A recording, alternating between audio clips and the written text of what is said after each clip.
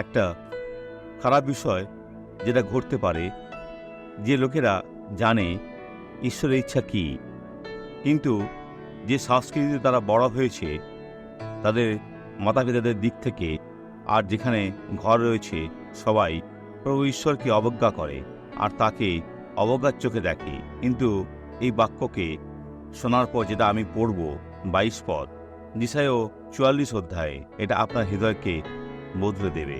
আমার ইচ্ছা ঈশ্বর এটা করুন। আমি তোমার অধর্ম সকল কুজ্ঝটিকার ন্যায় যদি মেঘ পূর্ব হয়, যখন সূর্য ওঠে সেটা বিবর্ণ হয়ে ওঠে, তোমার পাপ সকল মেঘের ন্যায় ঘুচাইয়া ফেলিয়াছি।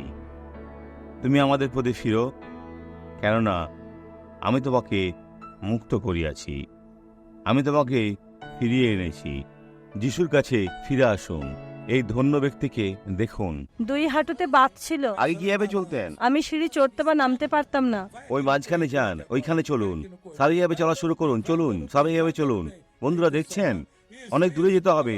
দৌড়ে এখানে ফিরে আসুন। বোন, দৌড় শুরু করুন, দৌড়ে আসুন। ওনাকে দেখুন।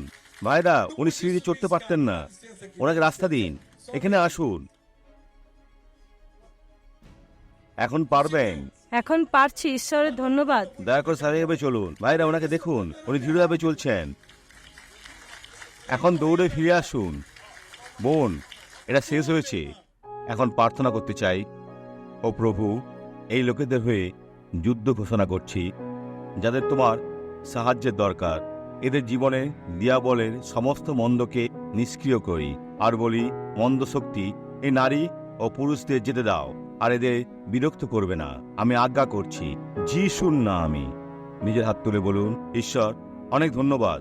আমি বিশ্বাস করি ঈশ্বরের গৌরবে জয় আপনার। শুভ দিন।